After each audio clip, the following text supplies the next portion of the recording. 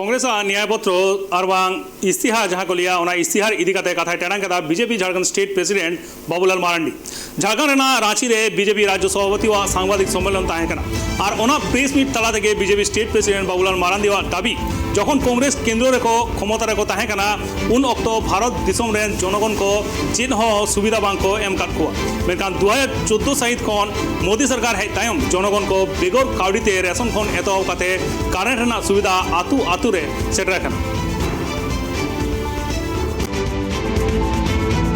छोटी चीजें हैं जिसको कांग्रेस ने इतनी लंबी समय तक राज करने के बाद भी गरीबों की कभी उन्होंने चिंता नहीं की, कभी उन्होंने सुधी नहीं की।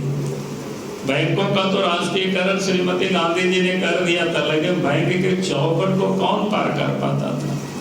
बड़े लोग ही, गरीब तो वहां तक घुस भी नहीं पाते थे।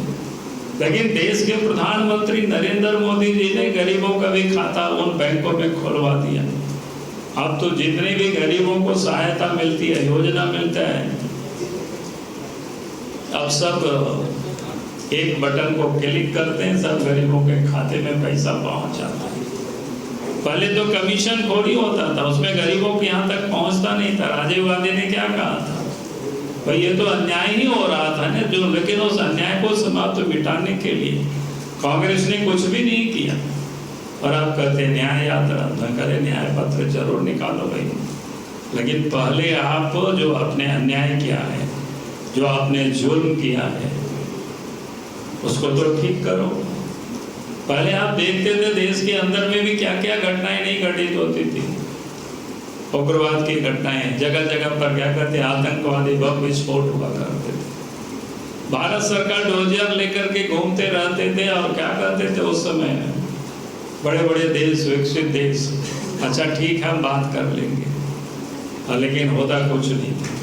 मोदी जी ने प्रधानमंत्री बने 14 में आंख जो आंख मिलाकर के बात करते दुनिया के सामने, और इतना हुआ कि आप स्थिति आप देखें, एक दो घटना हुई तो घुस करके ठोक दिए। अब परिणाम क्या हुआ दुनिया आप जानिए। अब 10 साल से हिंदुस्तान में आप आतंकवादी आते भी हैं, घुसते भी हैं, तो वो या मारे जाते हैं, ठोके जाते हैं। अब दुनिया को ये समझ में आया भारत वो भारत नहीं अब बदल रहा है।